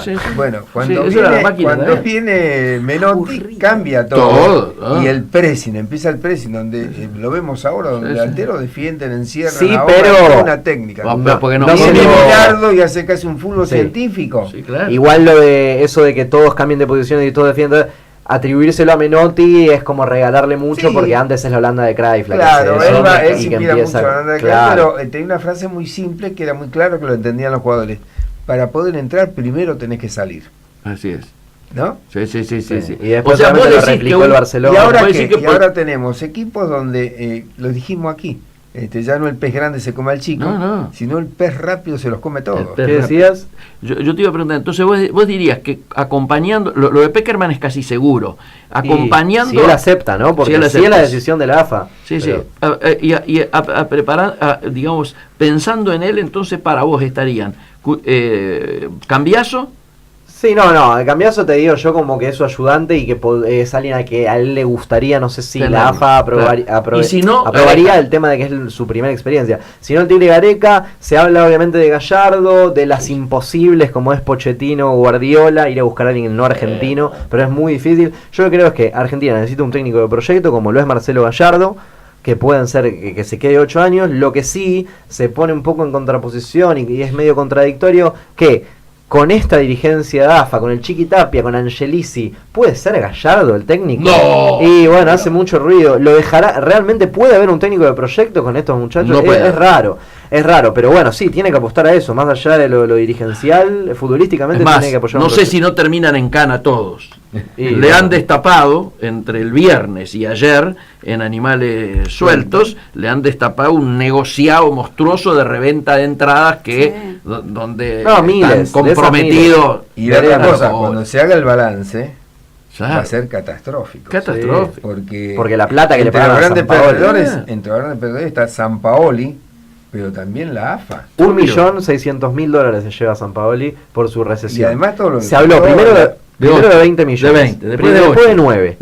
Después de 2 y terminó en 1,6. O sea que hubo ahí un negociado de parte de la AFA, pero igual. Mirá que antecedente cuando tiene que negociar un contrato con un próximo director técnico. El tipo dice, ¿qué valor tiene? Empieza de piso 1.600. No, además le dice, ¿qué valor tiene de cumplimiento? Nada. Pero yo no quisiera cerrar esto sin una mención a Kolinda Grabar-Kitarovic, la presidenta de Croacia. La gran ganadora política del mundial. Sí, políticamente sí, porque se pagó ella el viaje, porque se la notaba muy genuina, muy natural. Se vistía la camiseta de Croacia, además no solo se pagaba el viaje, sino que pidió licencia para no estar cobrando de sus vacaciones. Yo políticamente no tengo ni idea cuál es su postura, su ideología, pero es verdad que a nivel como de climas y feeling gana. Simpatiza. Marketineramente la rompió, eso no hay duda. Y ojo, el otro ganador político acá es Macron. Macron. Macron que venía mal encima. Esto le da un empuje. Y el director técnico que era tan criticado en Francia. Sí, el Champs. Ahora, cómo se da, ¿no? La historia, ¿no? El tipo fue el capitán de 20 años atrás. Es el tercer capitán, campeón del mundo, que es campeón del mundo como director técnico. El otro es Beckenbauer.